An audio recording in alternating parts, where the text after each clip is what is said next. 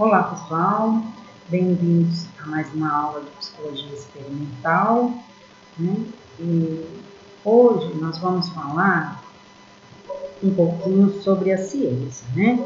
E para se falar em ciência na psicologia, né, são necessárias algumas noções sobre o trabalho científico, né? A explicação científica é apenas mais uma forma de se compreender a realidade, dentre várias que o homem tem usado no seu cotidiano, né? A ciência geralmente é definida como um corpo acumulado de conhecimentos adquiridos através do uso do método científico, né, com o objetivo de compreender, prever e controlar os fenômenos da natureza. Um dos objetivos da ciência, né, a predição, né, significa que quanto maior for o grau de conhecimento que se tiver a respeito de um dado fenômeno, maior será o grau de predição em relação a ele. Então, se a gente pode antecipar algum tipo de acontecimento, isso é importante para que a gente possa ter alguns controles tanto do acontecimento quanto das pessoas envolvidas no acontecimento, que podem tomar algumas providências, não é mesmo? Então é sobre isso que nós vamos falar hoje. Com base na probabilidade, pode-se saber de antemão se, sob determinadas condições, o evento ocorrerá ou não. E de que forma isso vai acontecer, né? Se todas as condições, ou a maioria delas, forem conhecidas e especificadas, será possível prever a ocorrência de um fenômeno com alta probabilidade de acerto. Então, neste caso, na psicologia, nós poderíamos prever, por exemplo, alguns comportamentos das pessoas. E se as pessoas aprenderem a prever alguns comportamentos, podem tomar algumas decisões antes disso. De acordo com esses autores, olha só, se conhecermos o evento número 1, tá? Se ele for de fato seguido com segurança pelo evento 2, regularmente, o conhecimento do evento 1 nos permite saber o que será o evento 2. E se houver uma relação regular entre o evento 1 e o evento 2, o segundo evento pode ser previsto através do primeiro. Então, isso significa predição. Predição é a gente prever, é antecipar algo, né? Algum evento da natureza ou de comportamento ou algo provável de acontecer, ok? Então, isso é a predição. Agora nós vamos falar sobre o controle, porque em relação a outro dos objetivos da ciência, que é o controle, pode-se dizer que a palavra controle implica que o experimentador tenha o poder sobre as condições de seu experimento.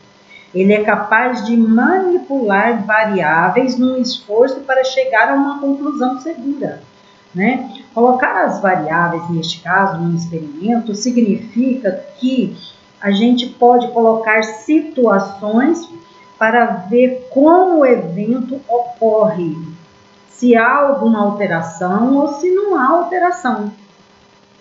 Mais para frente nós vamos falar um pouquinho mais sobre as variáveis, ok? Mas é muito importante que entendam bem sobre o método científico, ok? Um dos métodos usados pela ciência é o método experimental. Uma vez que a psicologia enquanto ciência é o nosso objetivo, deve-se ressaltar que ela representa em seu corpo de conhecimentos a utilização de vários métodos, entre eles o método experimental, né? Como nós falamos na aula passada, lembram disso? Sobre os vários tipos de pesquisa, né? Mas o que interessa para a gente aqui é o experimental, né? Que nós estamos estudando. Através do uso do método experimental, têm sido sistematizados os princípios básicos da análise experimental do comportamento, né, proporcionando conhecimentos e, portanto, explicações seguras sobre os comportamentos. Então, o que a psicologia experimental quer? Prever alguns comportamentos para que eles possam ser manipuláveis, né? Para que possa ser solucionados quando o comportamento não é adequado, né? Porque se um comportamento ele é adequado, não precisa de mudança. Mas se é um comportamento inadequado, sim, ele precisa de mudança, ok? E na pesquisa experimental, há vários fatores que são de extrema importância para o método, né? Para esse método, para que ele seja preciso e confiável, ok? Então, é a observação, descrição e mensuração dos fatos, tá?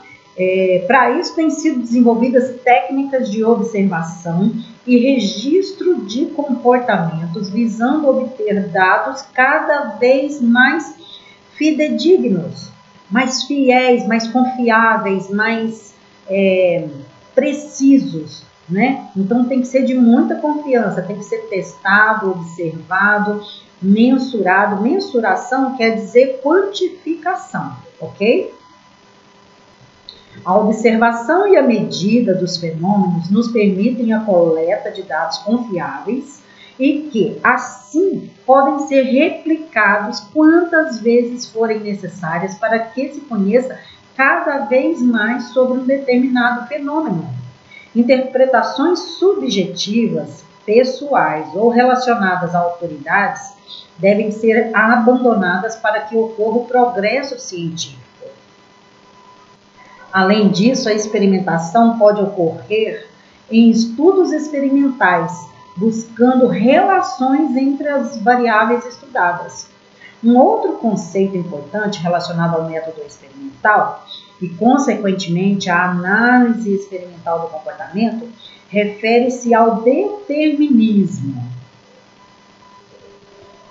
O determinismo sugere que os eventos da natureza, incluindo o comportamento, não ocorrem ao acaso desordenadamente.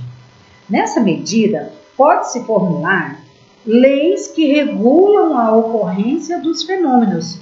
São essas leis que são buscadas pelo método científico. E no método científico, o cientista ele empenha-se na busca contínua de explicações cada vez mais completas e confiáveis, rejeitando as explicações prematuras, não comprovadas pela observação e pela experimentação, quando da utilização do método experimental, né, em específico aqui no nosso caso. Se o cientista puder determinar com exatidão as condições precisas que se relacionam a um fenômeno, ele poderá prever a ocorrência desse fenômeno com certa probabilidade antecipadamente. Assim, o astrônomo, por exemplo, né, pode prever eclipses, e ainda que com menos precisão, o psicólogo no laboratório ele pode prever o efeito da recompensa sobre a aprendizagem animal. Se, além de especificar as condições antecedentes necessárias, o cientista ele for capaz de reproduzi-las, ele poderá não apenas predizer, mas também alterar a ocorrência do fenômeno, fornecendo recompensas apropriadas. O cientista pode alterar o comportamento do animal em uma situação de aprendizagem.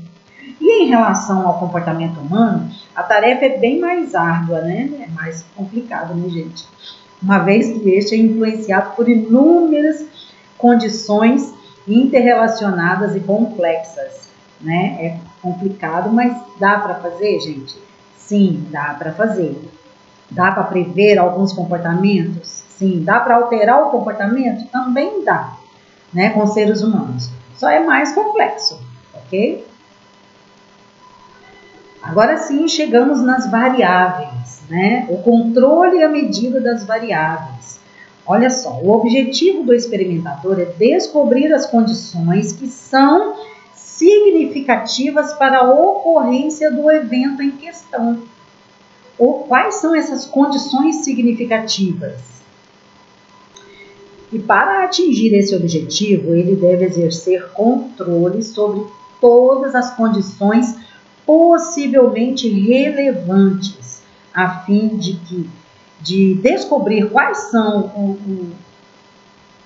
ou estão de fato, né, quais são essas variáveis que são significativas para aquele comportamento ou estão de fato relacionadas ali com o fenômeno, tá? Então, quando se investiga um problema experimental, tenta-se estabelecer relações entre essas variáveis. Por exemplo, você provocar uma situação para que a pessoa reaja de tal maneira, né? Tem algumas pessoas que conseguem fazer bem isso no dia a dia. Provocam uma situação para ver o outro estressado. Isso é uma variável. Você provocar essa situação para a pessoa ficar estressada é uma variável, tá? Podemos citar as variáveis independentes, tá? Que é representada por VI, variável independente, tá? As variáveis dependentes, tá aqui, VD, e as variáveis estranhas em um experimento. A variável independente é a variável que a gente pode manipular, tá? A fim de se verificar se ela produz mudanças em outras variáveis, né? No caso de, por exemplo, provocar uma situação, essa é a variável independente, para ver se a pessoa lá vai ficar estressada ou não. Então, provocar a situação é uma variável independente. Se a pessoa vai ficar estressada ou não, é a variável dependente. Por quê? Porque depende do grau de provocação se ela vai ficar estressada ou não, né? Porque tem gente que precisa de muita coisa para poder ficar estressada e tem gente que precisa de pouca coisa. Então, assim, vai depender. Então, quando algo depende de outro fator para acontecer, então a variável dependente, né? Aquilo que provoca a mudança que é a variável independente, ok? A variável independente, ela pode ser considerada como as condições responsáveis pela ocorrência do evento e que estão sob controle do experimentador, né? Então, por exemplo, se você fez uma tentativa de deixar uma pessoa estressada e não deu certo, né? Então, essa variável independente não funcionou. Então, você pode utilizar outra variável independente, né? Ou utilizar de uma outra técnica para que você consiga aquilo que você quer. Já a variável dependente, ela é o fenômeno, o acontecimento ou evento que é afetado pela variável independente, né? Então, por exemplo, ficar estressado é o fenômeno, tá? E a variável independente é o quê? É alguém que está me provocando. Então, essa é a variável, alguém fazendo alguma provocação para que eu fique estressada. Então, né, a minha variável dependente é se eu fico ou não estressada.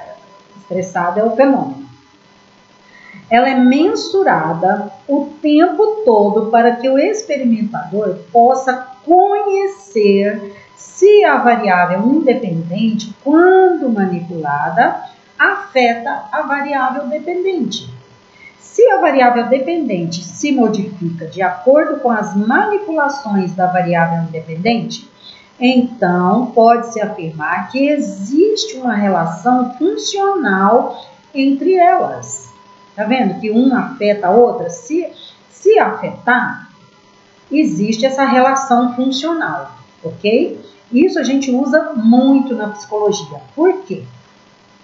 Porque muitas coisas que acontecem na nossa vida afetam o nosso comportamento, afetam as nossas emoções, afetam os nossos sentimentos.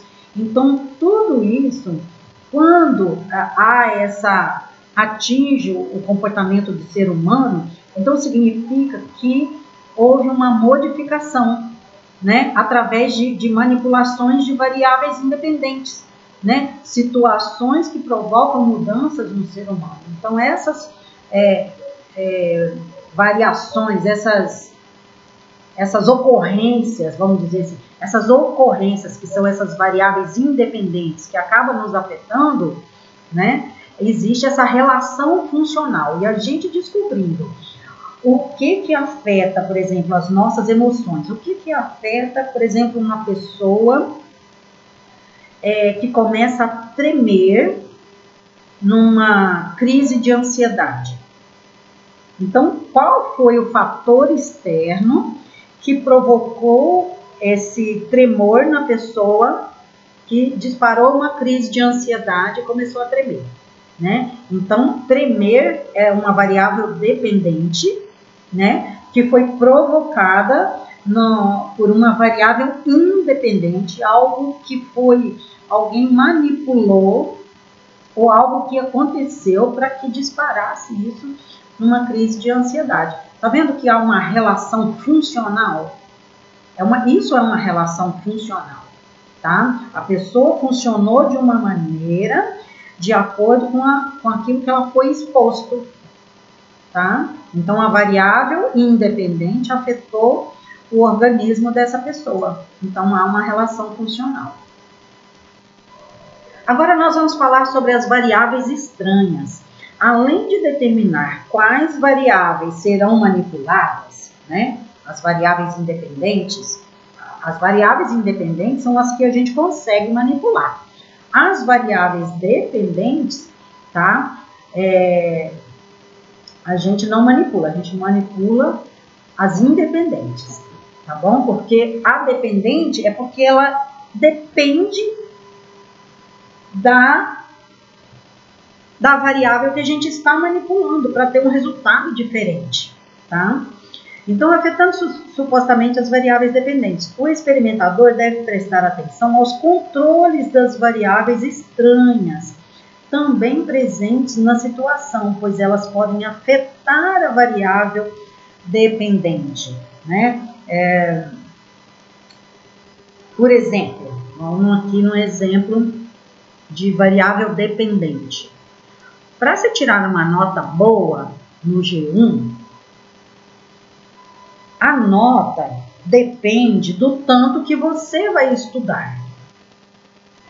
Então, a sua nota depende de uma variável independente que é estudar. Se você estudar bastante para a prova, você vai tirar uma nota boa, né? Então, estudar é uma variável independente, a variável dependente é a nota. Agora, vamos pensar numa variável estranha. De repente, você ficou doente. Você estava mal e aí não tinha condições de estudar muito. Então, ficar doente é uma variável estranha. Ou, vamos pegar outro exemplo. Chegou uma visita na sua casa e você não teve tempo de estudar porque a sua casa estava cheia de visitas e não teve como, você teve que dar atenção. E aí você não conseguiu estudar bastante para a prova. Aí você ficou com uma nota, né, não muito boa. Então, essa variável estranha, ela afeta as condições de um experimento. Então, para se fazer um experimento, tem que tentar eliminar ao máximo possível todas as variáveis estranhas, né? Então, tem que ser tudo muito bem preparado, planejado, para que não haja variáveis estranhas para afetar essa variável dependente, ok? Dessa forma, olha só, elas deverão ser mantidas constantes, iguais ou semelhantes ao máximo, né? Durante toda a experimentação, para que se possa, de fato, avaliar somente os efeitos de uma ou mais variável independente sobre cada uma das variáveis dependentes, né? Se não se consegue controlar as variáveis estranhas, ter-se-á um experimento confuso, com dados que não poderão ser exclusivamente atribuídos à manipulação da variável independente. Então, vamos aqui. Variável dependente é o comportamento a ser observado e mensurado, tá? Variável independente é a variável que o experimentador manipulará a fim de observar possíveis mudanças no comportamento, tá? Que são as variáveis dependentes, né? Variável estranha, mesmo modelo, mesmo tempo, mesma idade, mesma temperatura, mesmo lugar ou ambiente, mesma luminosidade, mesmo ruído, mesmos materiais. Para quê? Para ver se essa variável dependente, né, ela vai ter um resultado fidedigno, fiel ao experimento, tem que ser preciso, ok? Tem que ser confiável, tá? As variáveis estranhas devem ser reduzidas ao máximo que puder. No livro Psicologia Experimental, Manual Teórico e Prático, também tem sobre todos esses conteúdos, ok? Eu coloquei aqui alguns exemplos para vocês entenderem um pouquinho melhor sobre as variáveis, tá? Aqui nós temos uma coluna de situações, tá? Aqui são as situações. Aqui a variável independente, a variável dependente e a variável estranha, ok? Então, vamos lá. Nesse primeiro exemplo aqui. Situação. Em um experimento, olhando para os efeitos de estudar em resultados de prova. Olha só. Então, esta é a situação. Então, a variável independente é estudar. A variável dependente é o resultado da prova, né? Se você vai tirar uma nota boa ou não, depende desta variável, ok?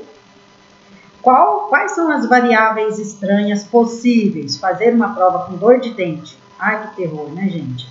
Então, isso daqui vai atrapalhar. Fazer uma prova com dor de dente vai atrapalhar a variável dependente, que é o resultado da prova, sua nota? Sim, vai atrapalhar. Fazer uma prova com barulho, afeta o resultado da prova? Afeta, gente. Então, as variáveis estranhas, elas têm que tentar ser eliminadas o máximo que puder, tá bom? Para que não atrapalhe esse experimento aqui, ó. Esse experimento é o resultado, fazer uma prova, né? Então, esse resultado daqui depende deste aqui, ó. Depende da variável independente, tá bem? Segundo exemplo, professor em sala de aula. A variável independente, aumentar o tom de voz.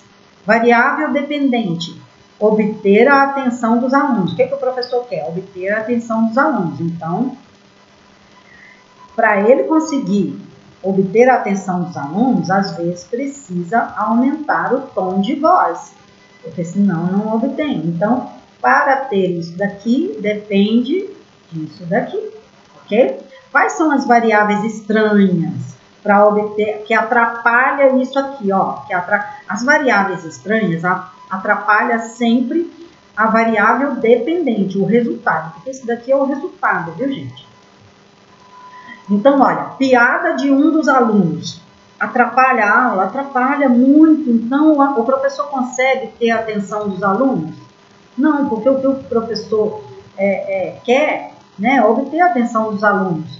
Então, piada de um dos alunos atrapalha. Sinal tocou para o intervalo. Também atrapalha, porque às vezes o professor está ali naquela empolgação, explicando o conteúdo e tal, aumentou o tom de voz para ver se conseguia a atenção dos alunos e deu o sinal. Variável estranha, atrapalhou a obtenção disso daqui, ó, da variável dependente, ok? Terceiro exemplo, em um experimento com o rato, dá frequentemente pelotas de comida para o rato, tá? Que é aqueles experimentos de laboratório, da caixinha, né? Inclusive, eu acho que eu até coloquei lá no portal um experimento com o rato, tá? a frequência de ida na barra de comida, porque o rato ele vai na barra de comida. Então, ir nessa barra de comida depende de dar frequentemente essa pelota de comida aqui, tá? A variável estranha, por exemplo, se lá nesse experimento o cientista der um choque no rato, é uma variável estranha? Sim. Vai atrapalhar ele lá na barra de comida? Sim. O sino também é uma variável estranha, tá? Fazer tarefas e ganhar R$3, né? Vamos dar um exemplo aqui de criança. Ah, se você fizer a tarefa, a gente te dá R$3. Quantidade, variável independente, quantidade de tarefas realizadas no mês. Então, para se obter essa tarefa, essa renda mensal, depende da quantidade de tarefas realizadas no mês, né? Quais são as variáveis possíveis, né, estranhas, possíveis, que possam acontecer para atrapalhar isso aqui, ó. Vai atrapalhar essa mesada mensal. Ficar doente vai atrapalhar porque vai produzir pouco e não vai ganhar tanto dinheiro. Ou ter que fazer uma viagem e aí não fez as tarefas, pronto, não ganhou a mesada mensal completa, né? Então, são variáveis estranhas que atrapalham a variável dependente, porque essa dependente depende se a pessoa fizer essa quantidade de tarefas realizadas aqui no mês, né? Vamos para uma outra situação de muita ansiedade, por exemplo, aqui, olha. Número de vezes que realiza exercícios de respiração, relaxamento, fazer algo que gosta muito, né? Variável dependente, crises de ansiedade com palpitação, tremores e suores. Então, essa variável aqui, se a pessoa vai ter muitas crises de ansiedade com palpitação, tremores e suores, depende da quantidade de vezes que ela fizer isso daqui.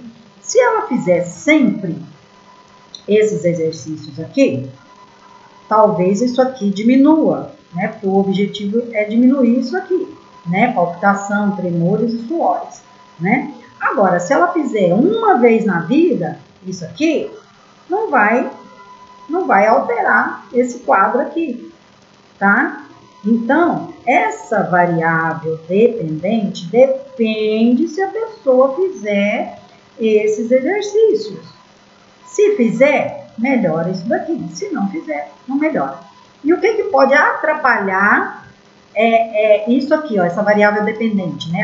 Fazer com que a pessoa tenha mais crises de ansiedade com palpitação, tremores e suores.